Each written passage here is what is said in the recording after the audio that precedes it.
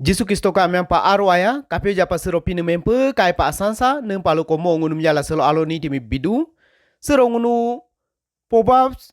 chapter 29 verse 11 sim kakasa so ludo stupid people express their anger openly but sensible people are patient and hold it back. Sekabar singunum lukodon si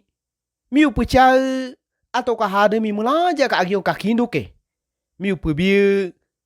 hade sedo jalo chimia nupa duduke hala lukotola do so lutinan kone takasam miu kone mo gari hala do tu holena kone hara do pamangkle gari kone do timutola heka miu agung ngomale na lepa ja gari ma atela la dukao abla somandela datu homo hempo hadela lena do timudola la gari ka hon mi hempo uro bajatu bajalala la heka miu hempo uro pamo yutu aga hari totela ho ka aruam dana atamla ja miu mo kadi katu miu atang hel kadi kanem kala la mo hengkutuku ngo uro aja simu masipia luka bi masipia hala jije selo jalo ngunu kedia pinso kakako lena hala dolyo gari ka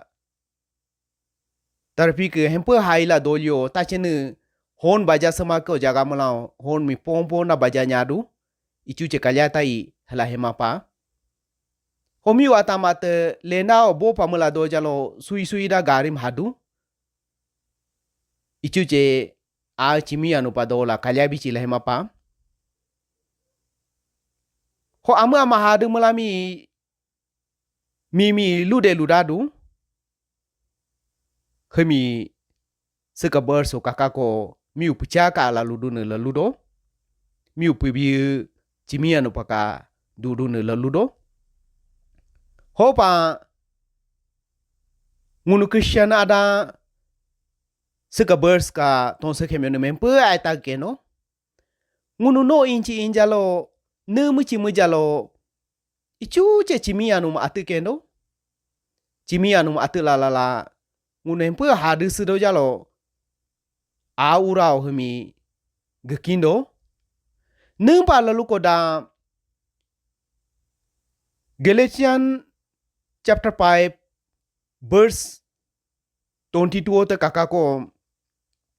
pinu ngunum tonsa tolado pinu ka daru boya jalo ka lini chimia nukala nela pengunum luko pamedone luko da kisyan atang ngunu chimia nupaka dukino ngunum luko do hopa ngunu ato ka hademi mika agyo kakino koda ngunu kisyan aya kisyan pajila kema hopa empo uru ada sedu jalo ngunu hemi a kontol magtola gekindo hala gedo koda ngunu pinika ngapa aya pajila kendo hopa mulanja simi sekabars ka tonse kemenem tagesa pinilo yang kodupa pinilo arwai do kodupa mulanja miselo pinilo yang kincho pinika arwai do kincho amen.